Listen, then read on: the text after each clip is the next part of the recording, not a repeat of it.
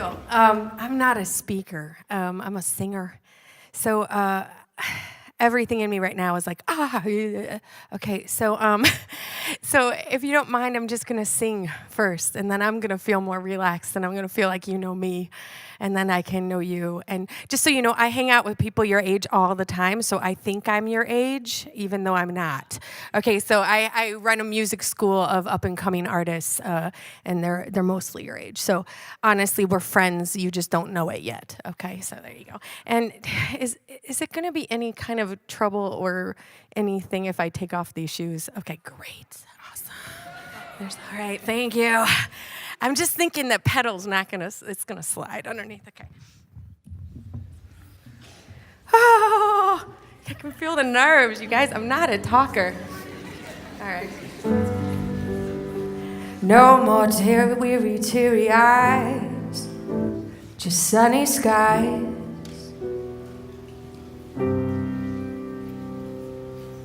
And never have I felt so alone. My, how I've grown. Maybe that's the way it's supposed to be as I'm walking down the street. Maybe if it's just you and me, we'll never even miss a beat. Maybe. Take me away, take me away, 'cause all that I love is you, it's only you. Captured by your love and I'm such a fool for you. Come on. The day you laid your hand upon my heart, you tore my whole world apart, yes you did. There's been so many times I have prayed to hear you speak my name. And though I've never seen you face to face, Lord, I search for you every day, every day. Take me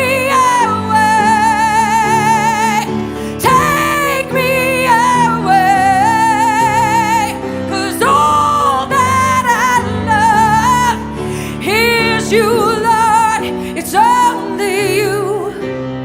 So come what will and come what may, I know your love, it will remain through all my joys and through all of my pain. I surrender, and it makes me want to fly.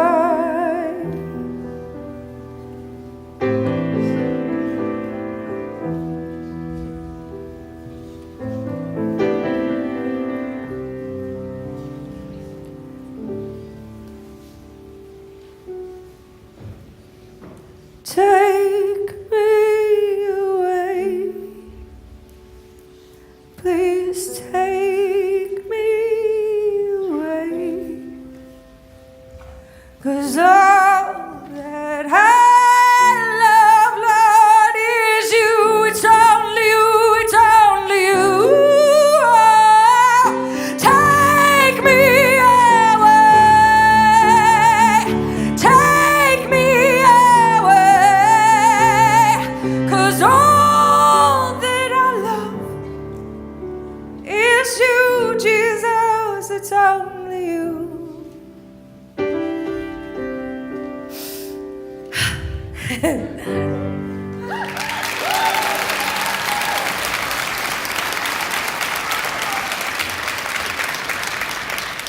Okay, so now you see what I mean, though. I feel like I know you better, and I feel like I'm not hiding anything anymore. Because you hear me sing, and you know, okay, everything's not okay there, you know. So I mean, that's the real singers, right? I mean, you don't learn real vocals by going to school. You know that. I mean, no offense to any. You learn real vocals by literally You learn real vocals by putting your heart out there. And if you can hear what someone's going through, then when your heart is connected to your voice, that's a rare gift. So anyway, I just wanted to show you my heart, because when you hear my voice, you actually see my heart. And today I want to give it to you. I don't share my story very much because it's not a real pretty one. I was leading worship for a college group called Masters Commission back in the day. It was a big organization. I think it was like 10,000 strong. And that was one of the worship songs that I had written when I was leading worship for them. I want you to know, though, because some of you guys, I honestly think this might resound with some of you, is I had no idea I could sing until I was like 19 or 20. I was in college, and my pastor was making me do this. And I was like, no, I just play piano. I'll just play piano. But I got thrown into that, and very uncomfortably. I mean, I think I may have thrown up backstage a couple times. But I mean, it was just not a natural thing. I wasn't the girl with the hairbrush in the mirror, like, dancing, when I was little. I was, definitely practicing the piano. That's what I wanted to do.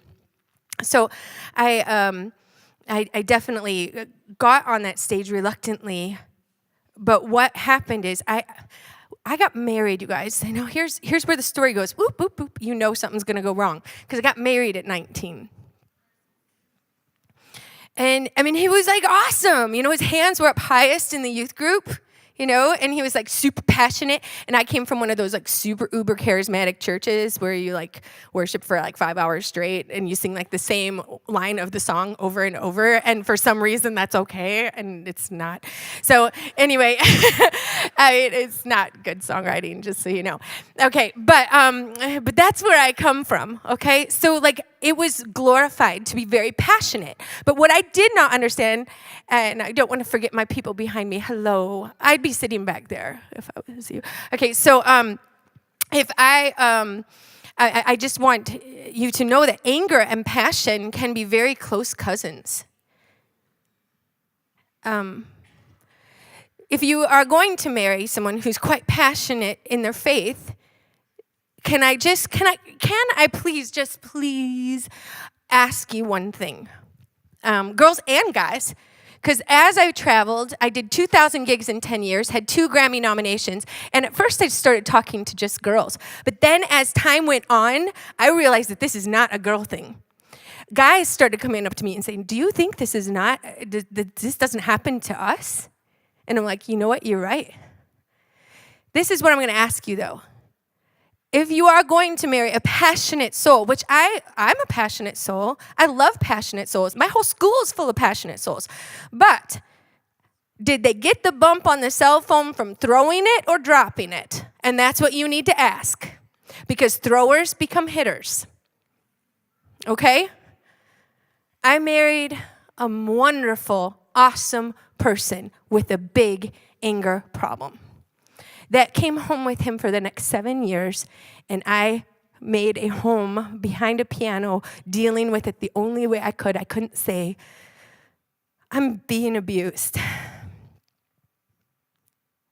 I couldn't say it, but I could scream it to you. Take me away, because all that I love is you. I followed you here, God. Why is this happening? I married a pastor.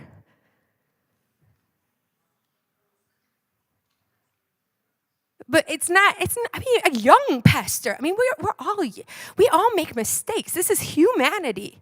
And if I'm going to be completely honest with you, and ladies, I would love to have your number right now, just for 1 second, because I care. If I'm completely honest after the fact, this is 10 years later, I know what brought me into that place was a self-hatred, not him. I had massive self-image problems. I cut in junior high. I was one of those girls. I didn't like me. I would stand in the mirror and say, I hate you, I hate you, I hate you. And then is it any wonder that when I get tired of hurting myself, I find someone else to do it? Doesn't that kind of make sense? Ladies, part of this process is, yes, admitting what's happened to us. but it's changing our thought process moving forward, knowing that we deserve more so that will never happen again. And gentlemen, the gentleman that I've come across with over time it's been horrific. Some guys are just really nice enough not to hit back. And that's a horrible place to be sitting. Anyway, do you still love me? Are we okay? This is not fun to be. You see what I'm saying? It's not like the dream job. I used to, as a Christian artist, okay, I was on Goatee Records. I will never forget. I sold 10,000 of that song out of my trunk. And Toby Mac, anyone? No? Okay, he calls me and is like, I want to sign you on a record deal. And I was like, yes, okay, I will do that. It was my 7th record deal offer. I had said no to every single one before that, including Sony Latin. I don't speak Spanish. I don't understand. But I mean, that it wouldn't have worked. But honestly, it was a great moment in my life. But I gave him his check back. He gave me a check. It was back when people did that. They don't do that anymore. But he gave me a check, and I gave it back, and I was like, you know what? You don't know what you're getting into. Because I knew I knew this was going to eventually, either I was going to die, or I was going to leave, or God was going to heal him. And I was very much praying for that third one. And there's no poof when it comes to like abuse and anger problems. Someone has to want to change. It's not just like, oh, God heal them, and then he all of a sudden stop hurting you. It has to be accompanied by some kind of try. But anyway, Toby just looked at me and he's like, Sarah, you don't scare me. Have you seen the people that are on my label? And I was like, he's like, just tell me you love God. I'm like, I do, with all my heart, all my soul. I want to please him. That's part of what I'm trying to figure out is how in the middle of my circumstance. And he just gave me the check back and said, I got you. He's a good guy, you guys. There's I've seen a lot. 2,000 gigs, 10 years. I keep saying that, but I don't think you realize that one. That's 2 days home a month for 10 years. You meet a lot of people. I mean, I've sang with almost anybody that you can name from 8 years ago. Don't start naming the new ones. I don't know them. But so, I mean, I always have to tell my students, don't you forget I was really cool 10 years ago. Oh, shoot. But anyway, I'm going to sing another song because I just lost my train of thought, and that's how this is going to go today, okay? You guys are the best. Thanks for dealing with me. But I am going somewhere with this, so don't worry, okay? My story is a story of God's faithfulness. It's pretty amazing. There was a time in my life when I thought, okay, there's no way you can make this okay. There's not a chance. They're lying. All those people that are like, oh, yeah, I'm so glad I went through all of that because now I am who I am today. And I'm like, yeah. Liar! So I wrote this song with 2 bruised ribs, trying to figure out how in the world I was going to last. I mean, that's why I was gone. You understand that. That's why I went on tour, is because if I was only home 2 days, I wouldn't get hurt, right? The 3rd day was always the rough one.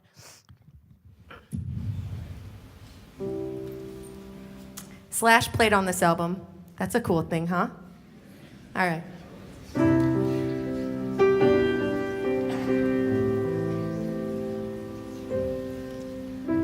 Do you guys even know who Slash is? Sorry, I'm just sitting here going, they're like babies. They probably don't even know Slash.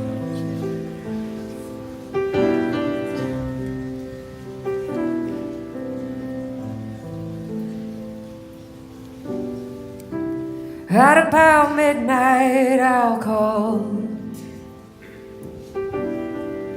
It's at about midnight, I will call out your name. 'Cause I need you beside me through these seasons of change.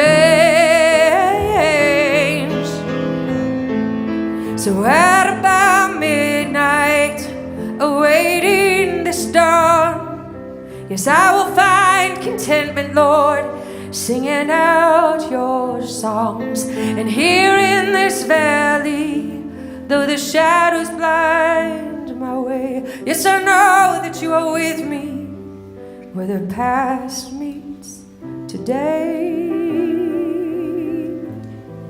Where the past meets today.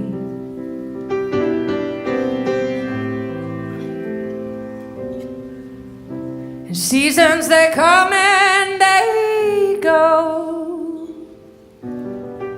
Your seasons they come and yes they go with the night. But because you are with me, my Lord, things will turn out alright. So at about midnight, awaiting this dawn, yes, I'll find contentment, singing out your songs. And here in this valley, though the shadows blind my way, yes, I know that you are with me now. Oh, and I don't understand the path that I've been on. It's like I'm looking down at the sun. I feel all turned around again, Lord.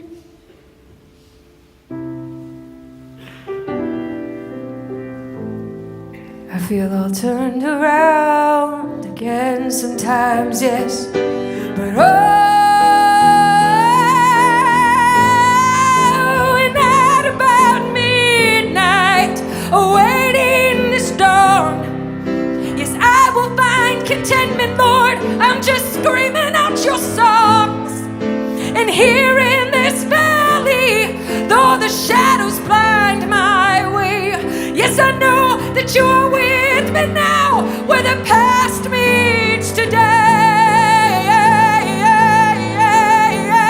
The past meets today. Oh, yeah, yeah. Where the past meets right here and right now. Today. Where the past meets today.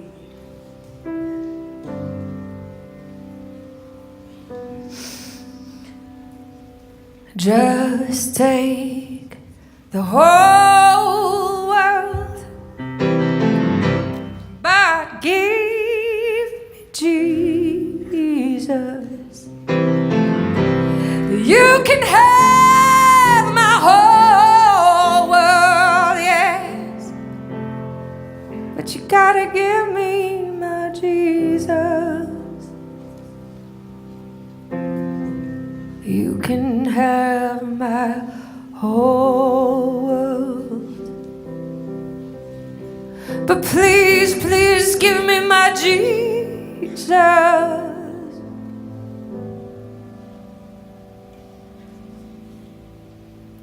Why would we ever turn back?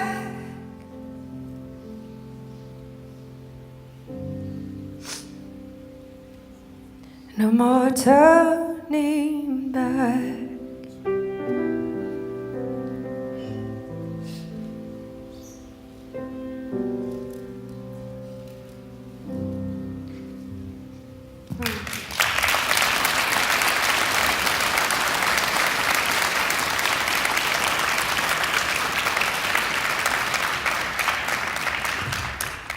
So that was probably like the low.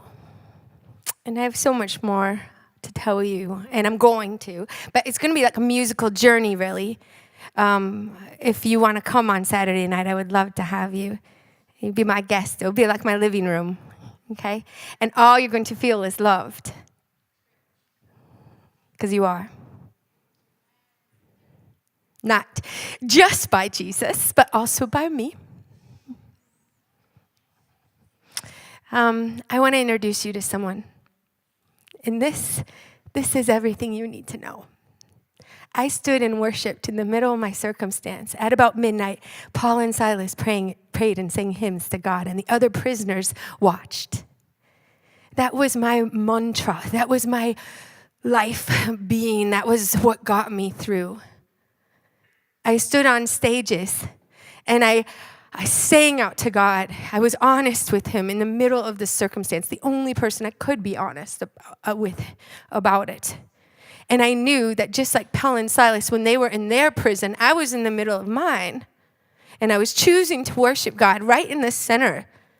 Not just being like, okay, I'm going to become someone else for 5 seconds and pray and then like sing the bridge louder and louder, like, and chant it. Anyway, that drives me crazy about worship bridges, sorry. Okay, so, but not that. I stood right in the center of all the abuse and I chose to worship God. I chose to believe that he was going to heal, he was going to deliver. Now, that came in a different way than I thought. Eventually, I did leave. And to be honest with you, it was the right thing to do. It was between death and staying. And can I just tell you this? And I hope I don't get in trouble. My only regret is not leaving sooner. That is something that God never expected from me. What don't we get about God is love. The greatest of these is love. If it doesn't smell like love, it's probably not God.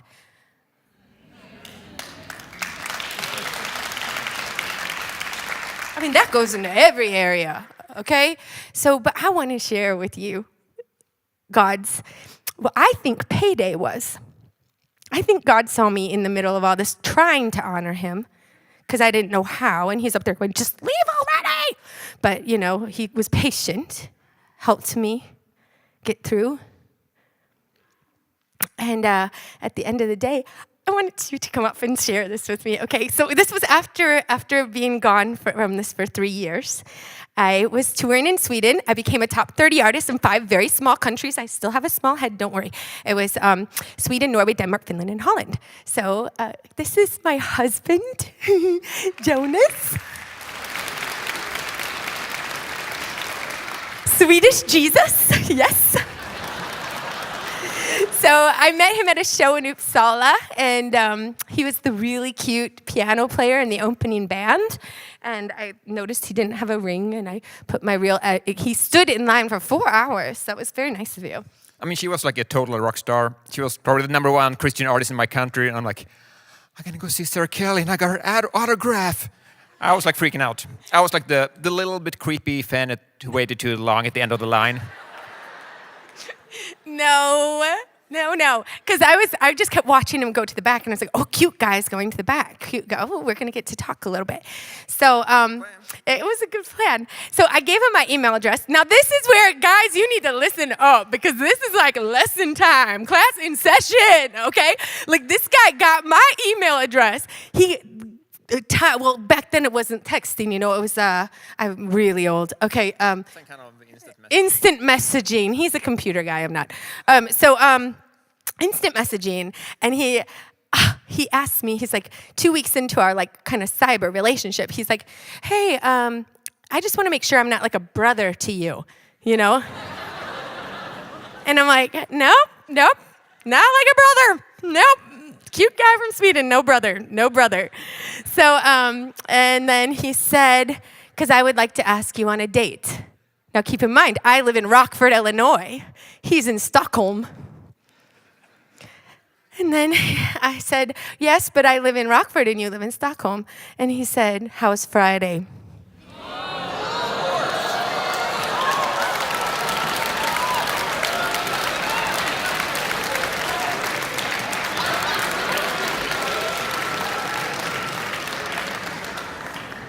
God is faithful.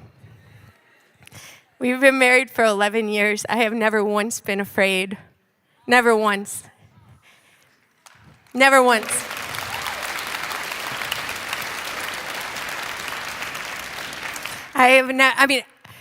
If you have been in an abuse thing, that used to drive me crazy. Oh, there goes my ever so large earring. Okay, sorry. But it used to drive me crazy because people would say, well, it's a cycle. Once you've been abused, it's never going to stop. I want to tell you today, that is not the case. 11 years later, I am so loved. Me too. Very loud. So you share more because everybody loves you. And then and then I'm going to close out. But yes. Are we out of time? 2 more minutes? 2 minutes. 1.5. Okay, weird story. We always say like, because sometimes you go through life and like, is God real? What's going on? But we always come back to like, Or you've been beaten by a pastor and you're like, do I really want to go to church again? You know. we always come back to, there is a God because he put us together. Just funny story. This is so weird. We went on a date and I know this is like sickening love story stuff, but we had this song that no one has ever heard. It was like an obscure folk band called Hem. And the song was called He Came to Meet Me. And she sent it to me. It's like, it's our song. We're like, I know we're old now, but we were a little bit younger then. Yes. So never heard the song sooner or later. And I landed at O'Hare. We walked out of the airport hand in hand. It was like angels playing violins. In the But I'm background. sorry, he's addicted to coffee. Everyone, sorry. So we went to Starbucks. Yeah, we have our vices. We went to Starbucks. And I kid you not, that song is playing on the speakers. We're just like, God, you gotta be kidding. was like, You're just showing off now. Oh, the angel. And it's been a wonderful, I'm married way up. This is the best girl ever, and we just get to do what we love. Okay, real quick, I'm just going to tell you, he says he married up, but he had 23 names on the Grammy ballot last year. Does that sound like I married up? So, no. Oh, we're done, honey. Thank you, though. Thank you. Such I thought he was professionals. coming to get us. I'm like, oh, God, here we go. The cane. Okay. Awesome. Well, anyway, I hope that you guys are encouraged. I know I'm not smooth at this, but just know that you are so loved. I would love to see you on Saturday night. I would adore to see you. I would love to hug you and just hear about your journey. And honestly, if any of you guys write songs, that's what we do. So if you want to stick around after the show and show me some of your stuff, I'd love to hear some of it. All right. So, all right. Awesome. I think I'm ready to dismiss. Right? Okay, awesome. But come and hear more music on Saturday. Okay, love you guys.